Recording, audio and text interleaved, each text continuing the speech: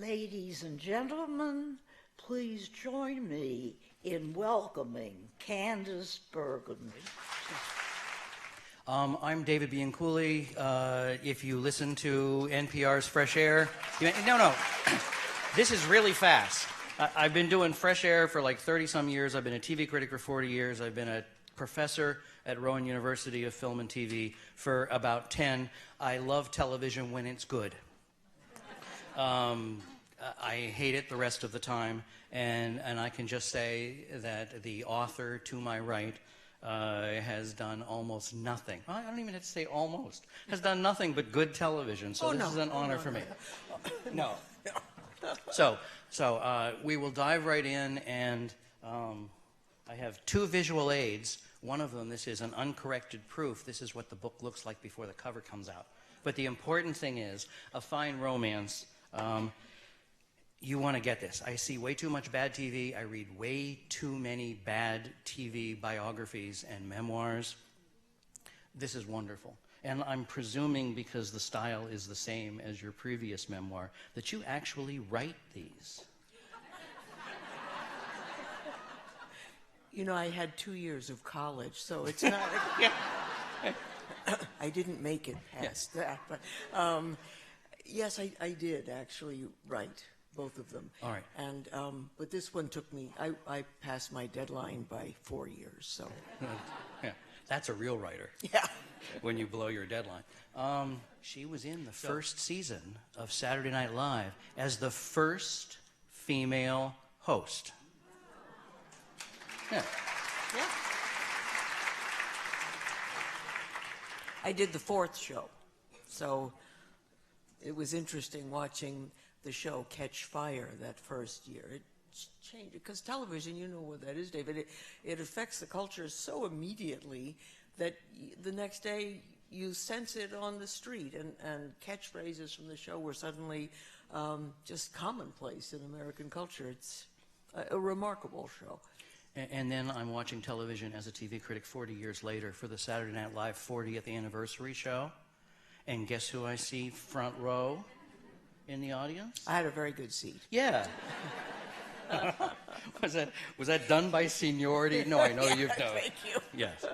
But frame it with that show in particular before we start talking about your book. The first weeks of the show were just...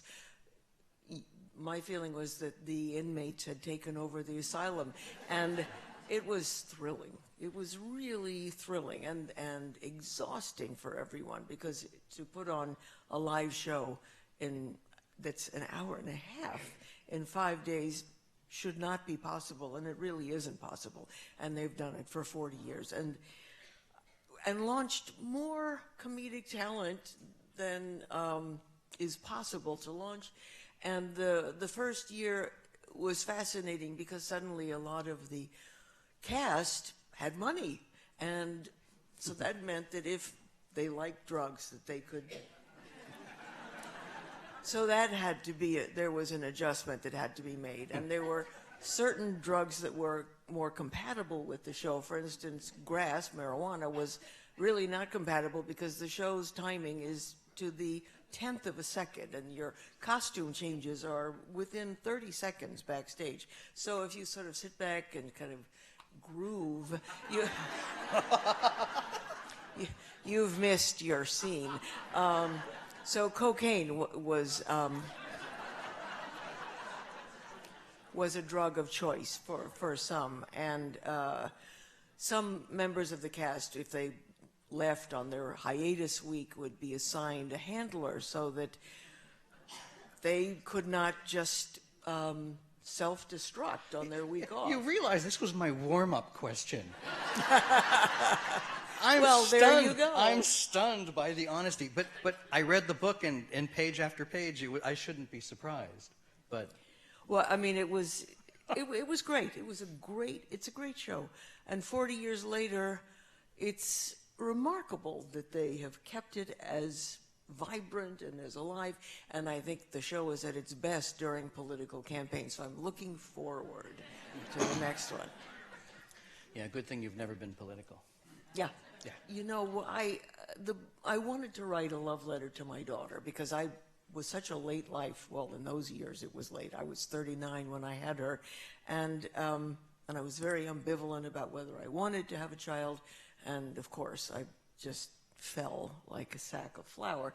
I was so in love with her, so I wanted to write about this all-encompassing love that mothers feel for their children, and among other things. I mean, the book is about many things and other loves, but so it began with her birth, and actually I wanted it to end with her wedding, which should have been last summer, and I kept saying, so what about getting married? She said, no, I want to enjoy the process, I want to take my time. I was like, it would be such a great ending for the book. This book is, I met this man, I was charmed by this man, I married this man. And that's about half the book. Well, there's a little more. Yeah. and then repeat, and that's it. It's such a lovely, stable, seeming progression of love. And you explain what it is attracted you to your two husbands. I'm a reasonably stable person. Yeah, no, but I mean, well... My second husband is a businessman. He's a real estate developer and a philanthropist in New York City, and he's a Brooklyn guy, so he's a real New Yorker. And he's also like a library, a former, you know... Yes, he was chairman of the New York Public Library for 30 years. He's chairman That emeritus. plays well to this crowd. Yes.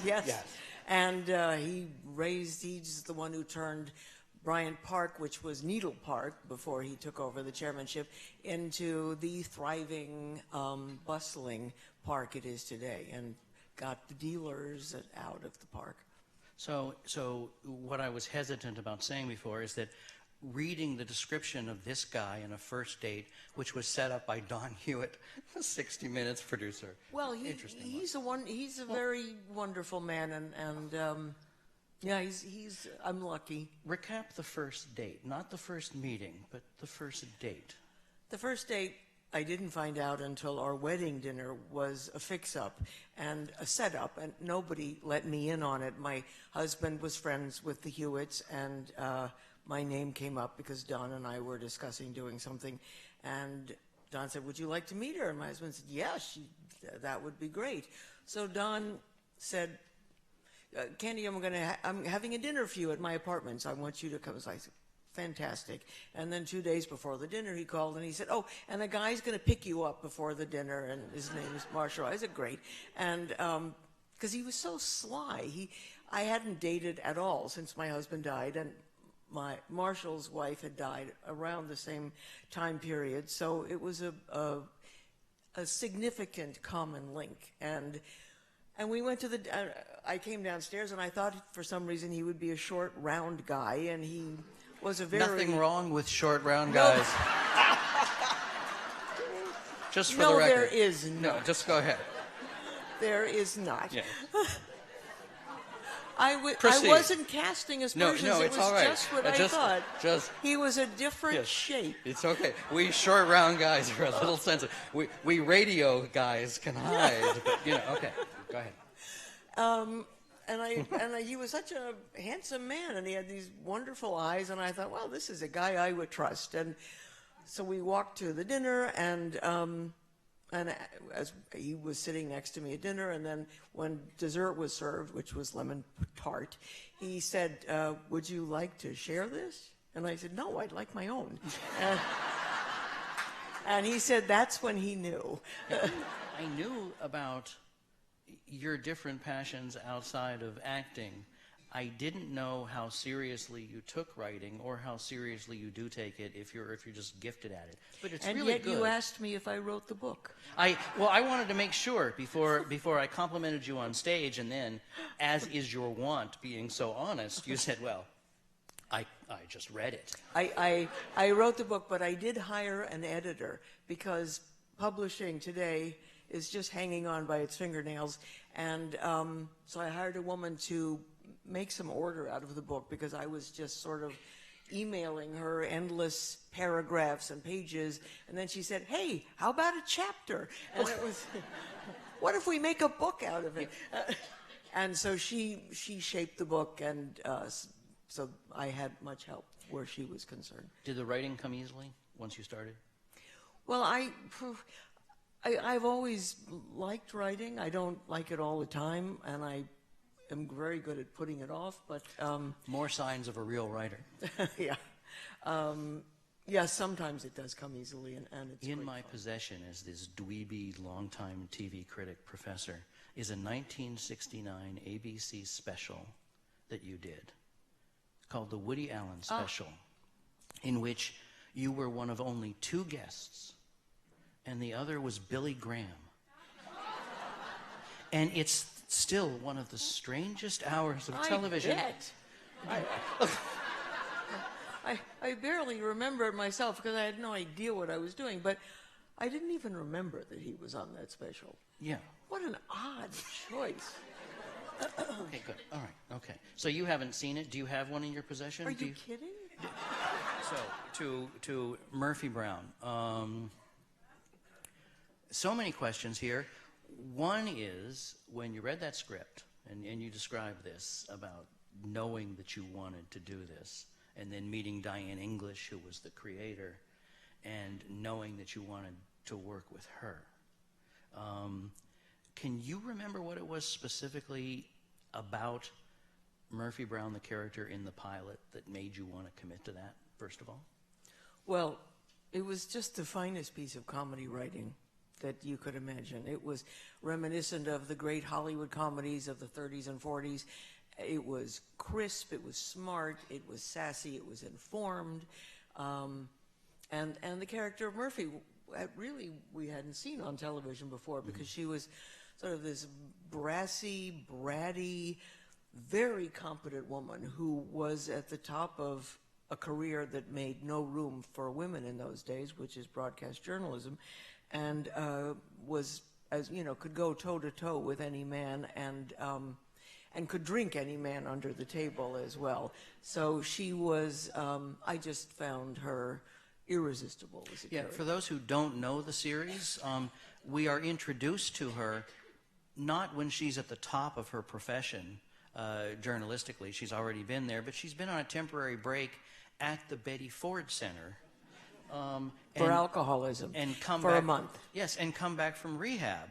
And in the absence of that month, there's a new, very young executive producer. There's a former beauty queen that's sort of edging closer to the space. Say what the changes the network requested. They said, well, does Murphy have to be coming back from a month at Betty Ford? Couldn't she be coming back from a weekend at a spa? And does Murphy have to be 40? Couldn't she be played by Heather Locklear, who is this gorgeous, then 30-year-old? And Diane English said, no, she has to be coming back from Betty Ford. The whole point of the woman is that she has demons and she has struggles, and so they tried from the get-go to defang Murphy. One of the reasons that she bonded with Diane English when she first met her was because, do you know this, or should I say it? I mean, I know that when you read these, the same shades of... Lipstick, French Fawn. We wore the same shade of lipstick. We were both wearing black turtlenecks and black slacks. And those little things matter. Hey, do they? Okay. You're a straight man. Yeah, I am. Yeah. Right now I'm being it in more ways than one, I realize. But that's just fine. One of the significant things about Murphy Brown is that you decided at some point, or you agreed to at some point, I think you pushed this, to have your character have a baby. No, I didn't push it. You didn't push it? I didn't push it. I think it was the 4th year of Murphy Brown, and there's really a natural shelf span for sitcoms, for half-hour comedies, and after 4 or 5 years, you start running out of organic storylines that really are sort of drawn from the characters and from the situations that they're placed in. And you start doing what in television is called jumping the shark, which is when the storylines get so spun out of any kind of reality or logic. And so we didn't know what direction to take Murphy in, because the show was a big success.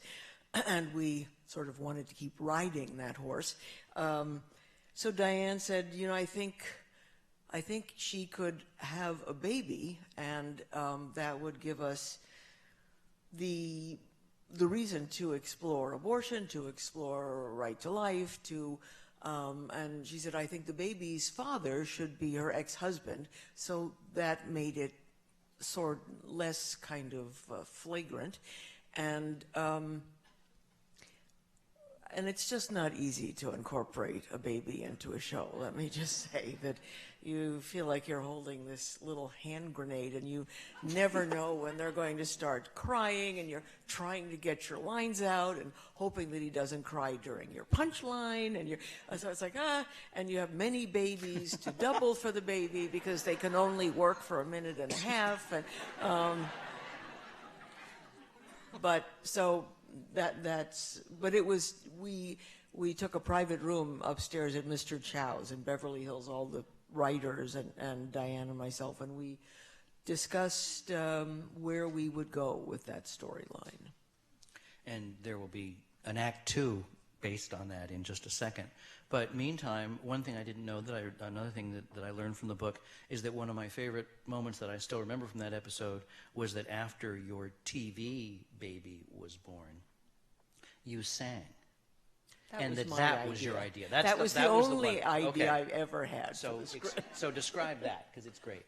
Well, Murphy is given birth, and she's over her hospital bed. She has Frank's neck and Miles' neck, and she's knocking their heads together, and she's saying, drugs, and because the pain is sort of overwhelming her. And then she has the baby, and Diane was going to have her talk about something or make a sort of declaration. And I said, but maybe if we just had her sing Natural Woman, it would be a good idea. And so we did that, and that's the only time I ever incorporated anything that I thought of in the script, because in TV, the writers are king. So, and what was that like, filming that?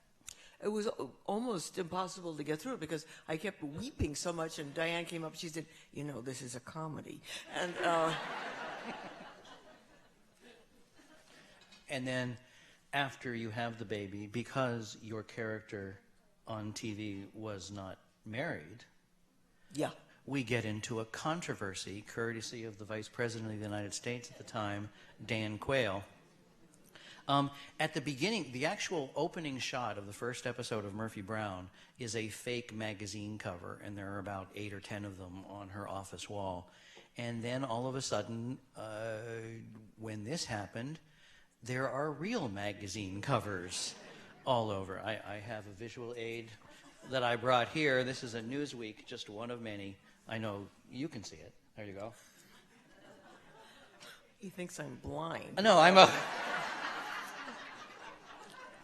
We professors like to have at least one visual aid in order to go. But in the book, if I can quote you, you quote Diane English as describing Dan Quayle, for those who don't remember him, as, quote, the Sarah Palin of his time.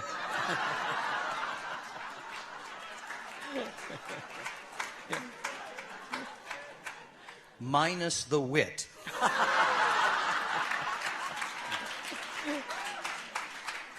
That's a great quote. Yeah. And following that is your letter that you wrote to the New York Times, finally breaking your silence. Yeah, the flood of press after, because Dan Quayle was very savvy. He was making a speech in San Francisco. The Murphy reference was written in the speech, and then his speechwriter and his handler said, no, we don't want to get into this, because we had attacked Dan Quayle and made fun of him in almost every episode. So he was due for some revenge. And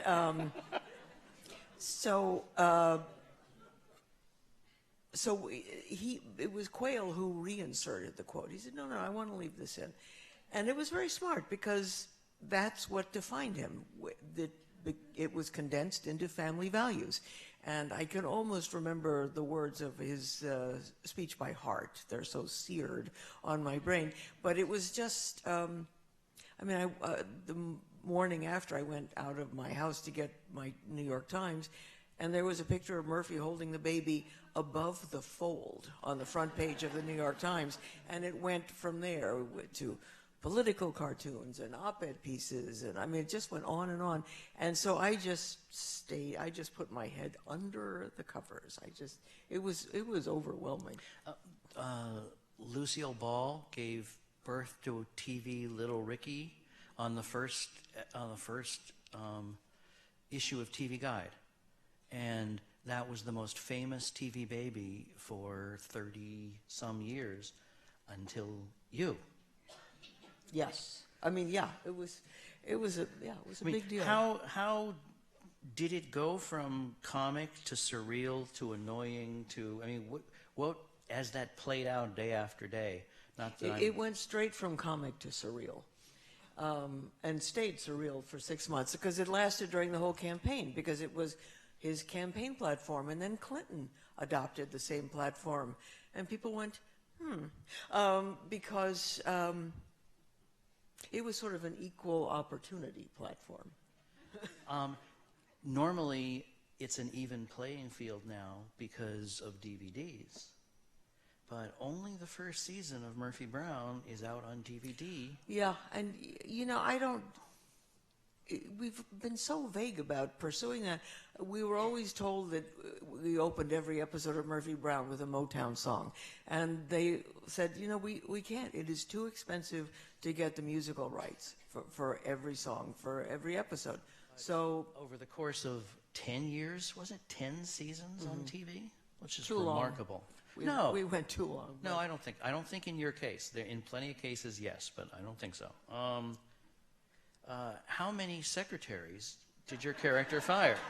There, those are the people that know the show right there. I don't know if it was 60-some secretaries. I know we had John F. Kennedy play us.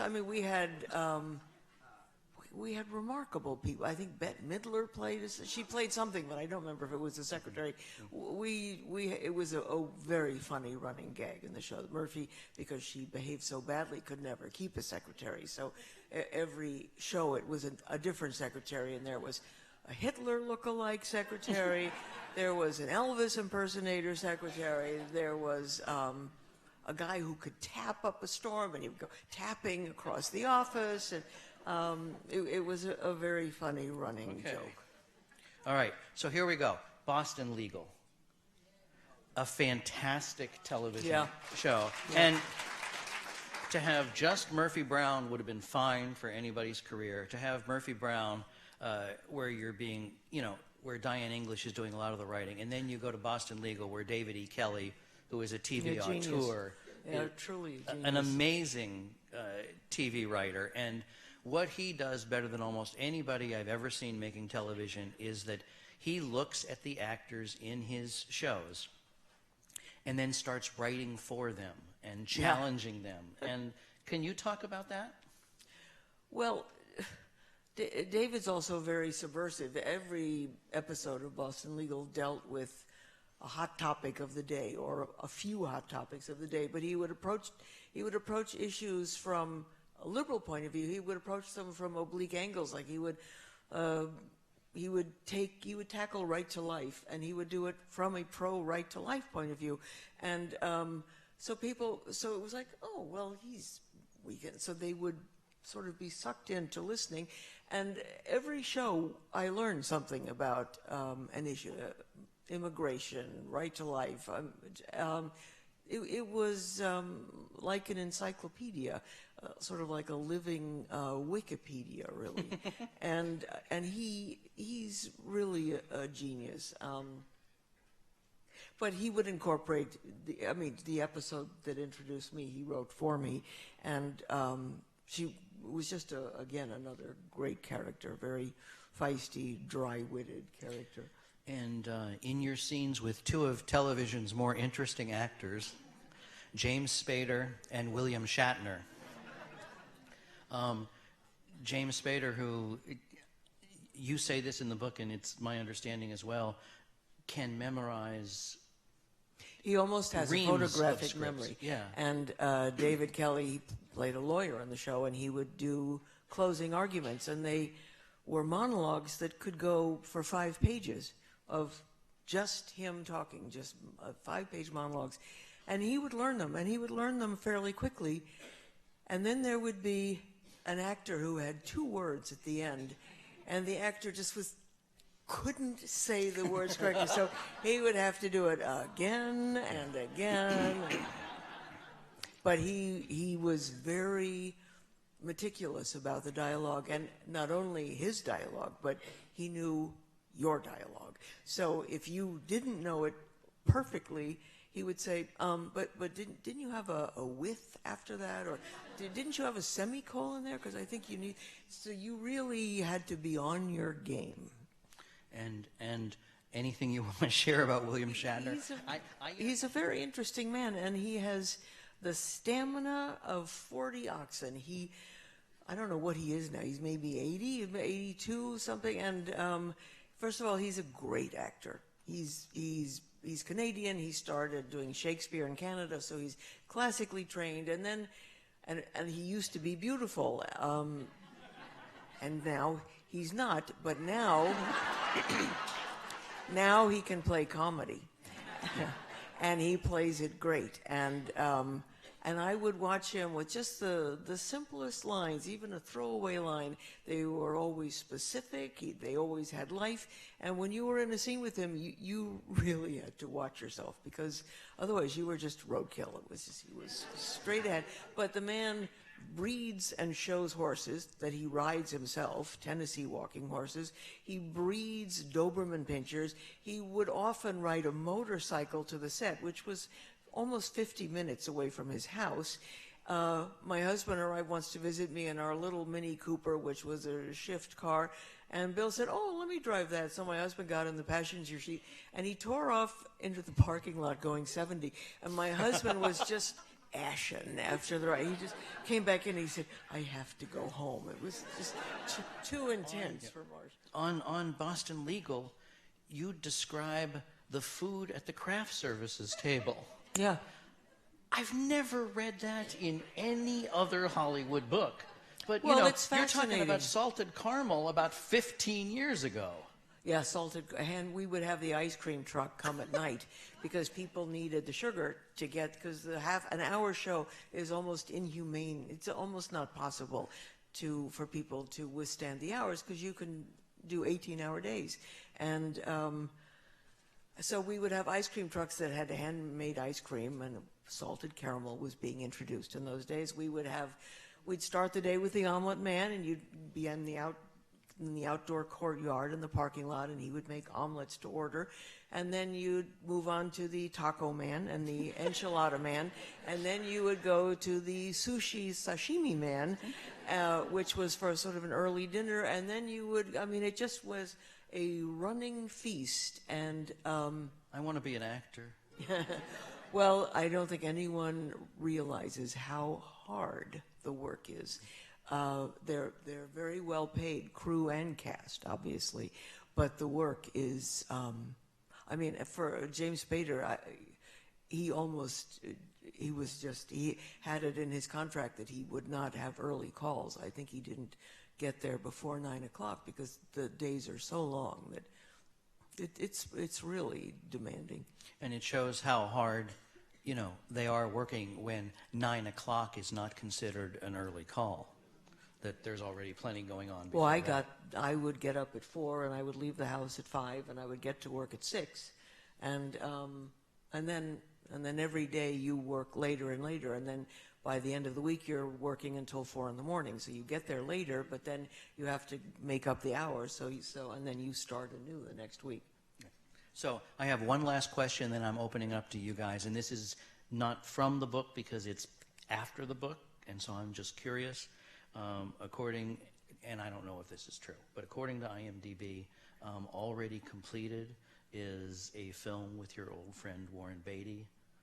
Oh, first of all, the part I had in that film, if it's even still in, was this big. It's Warren Beatty wrote, produced, directed, and starred in a movie about Howard Hughes, but Hughes at the end of his life when he was in a hospital bed. And it's the two leads in the movie are two young, lovely actors, and it's about their love affair. I, in fact, don't know what the film is about because Warren didn't give me a script. Because you've only known him how many years? 50. Yeah. So I was just given the pages with my lines on them. So but I do know that Hughes is in the movie, and I have no idea when it's coming out. And you play Nadine Headley? I play Hughes' chief of staff. I don't know whether you can speak to this or not, but is it true that James Spader and William Shatner did not get along? No, it's not. It's not true. James liked Bill very much and respected his talent and respected his energy because the guy was inspirational. Hi. So he liked him a lot. I just wanted you to know that... Where are you? I'm right here. there. I'm sorry. I'm right here. Yes. I had a baby. I was 41 when I had my baby. And when you were having your baby on television as Murphy Brown. And you were a big inspiration to me because I was a single parent. And my mother was furious. I can imagine. But it was the best thing I ever did in my life. But anyway, since we're around the same age, I was wondering, what are you going to do for your future? I mean, do you have Assuming plans? I have a future? Of course you have a future. You have a lot of... You look know, at Suzanne Roberts. I have no, I mean, I really, I have, my daughter's getting married in July, so that's my most immediate plan. And once this book tour is over, that's what I'm going to focus on. I don't have any work plans. Work comes up very last minute usually. So I'm happier working, but that's why I did the book, in fact, because I just didn't have quite enough to do. As a fellow Penn person, can you recount your time at Penn and what drew you to Philadelphia? And what did you say about Philadelphia? We're here. Yes, no, but I didn't hear What drew you to Philadelphia and to Penn? What drew me to Penn, to be really superficial about it, was I'd always gone to girls' schools all my life, and I saw an article in Town and Country magazine, and it showed men and women wearing boaters picnicking by the Schuylkill.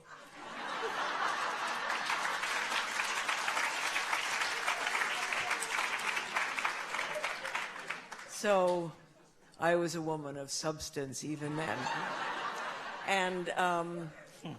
And Penn was, as you know, Penn was a very different school in those days. It was hanging on to the Ivy League by its fingernails. It was, it was a very good school, but it is nowhere near the school it is now, which is obviously a force field of success and knowledge and academia and the top notch of all the Ivies. Drink a highball.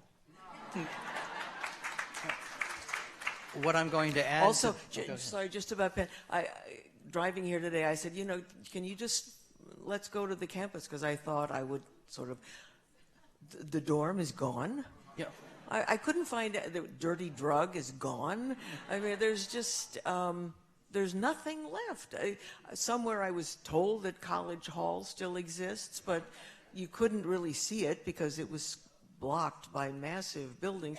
It's just grown. Is there a restaurant, at least, for which you're nostalgic that might still be here? Well, the Dirty Drug was frankly my place. Yes. Restaurant. There were really no restaurants here, really, in those days. Speak up. I didn't really go to any nice restaurants when I was here. Well, I just wasn't informed. Because I have read her book, this will be a spoiler alert, I can say this is another delightful example of honesty. Why don't you give it? About your years at the University of Pennsylvania. I was called by Donald Trump, who I hadn't met, who was at Penn when I was, and he asked me out on a date. And yeah.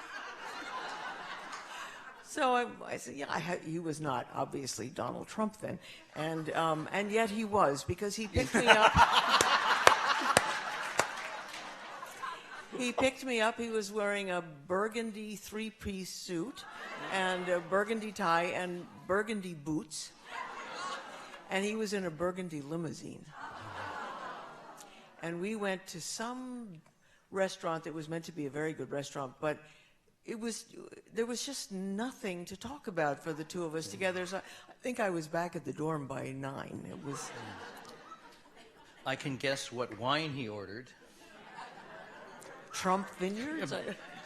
I was guessing Burgundy, but that's okay.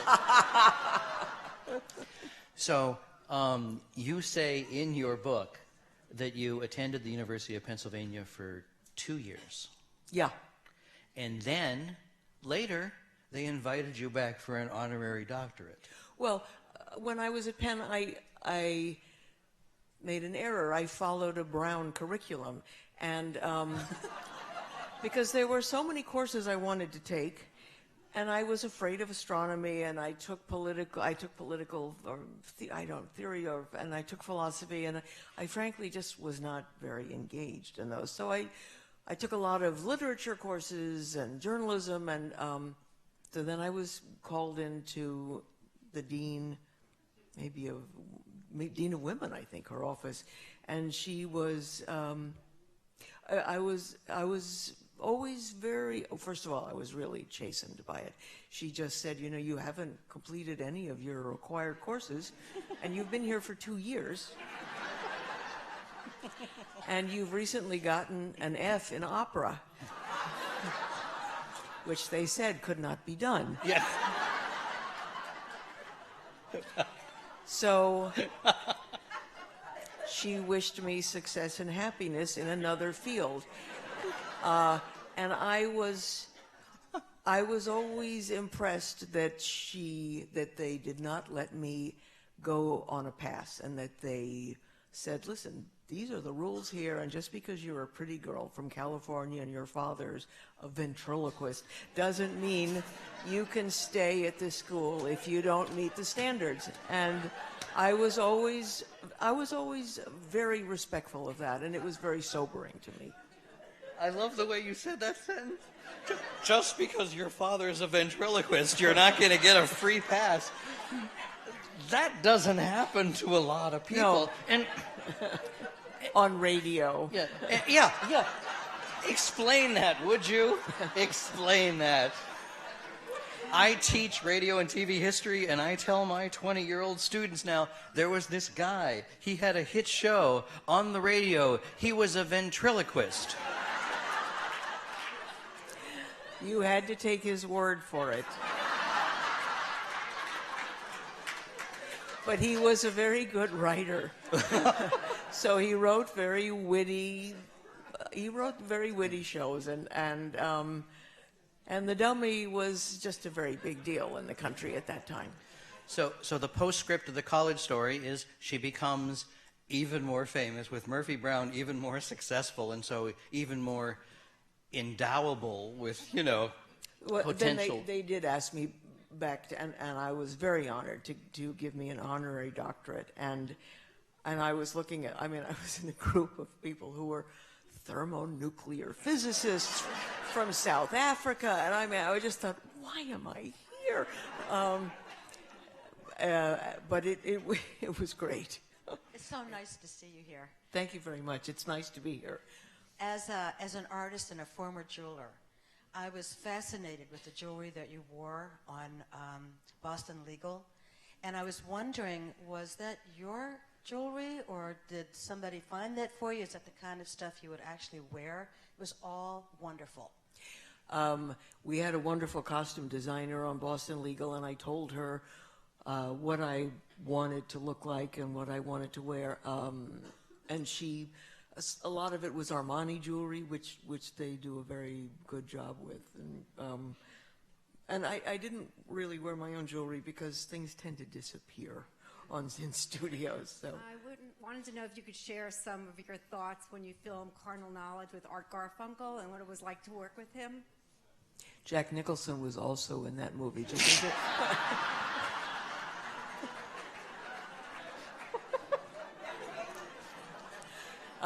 Working with Artie was lovely. Artie, I think, used to be or wanted to be a math teacher, so he's a highly logical man and very cerebral and very intelligent. And I remember once we shared a house together on that movie for a few weeks, and I found a list in the living room that was Artie's list of things to do. It was live with a cat was one of them. I thought, and I haven't seen Artie for far too long, but it was lovely to work with him. It's quite a to-do list. I think we have time for like 2 more questions. There's one over here on this side about halfway through, and the microphone is coming. Deitch, are you here? Yes. Thank you. Oh. I see. Are you taking roll, or does she have a question? No, just a friend. Oh, okay. Are there any, Go ahead, I'm sorry. are there any characters on television now, doesn't necessarily have to be comedic, any women characters that you really like? Either, I won't say necessarily identify with, but any... Well, Claire Danes in Homeland. Fantastic, difficult, ambitious, complicated character that she played brilliantly. And when she played Temple Grandin, who it was a remarkable job. She's a really a fine actress. I'm one of those people that I can't say enough for good TV.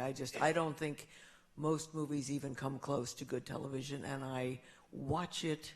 I read so much less now because of that, but long-form television, and when you know the constraints of time, it's, again, impossible to make such a finely photographed production with the kind of values that people bring to it in this tiny amount of time.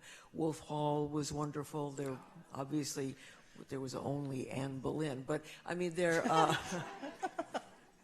but I think I don't really know networked. I mean, I know that Juliana Margulies in The Good Wife is a fantastic role, and she's a wonderful actress. But I'm a little out of the network loop. It doesn't have to be network, it can be cable.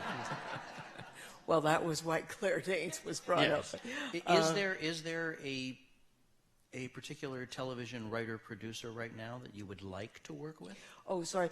I didn't get a chance to see it yet, but I heard that Maggie Gyllenhaal in... Honorable Woman?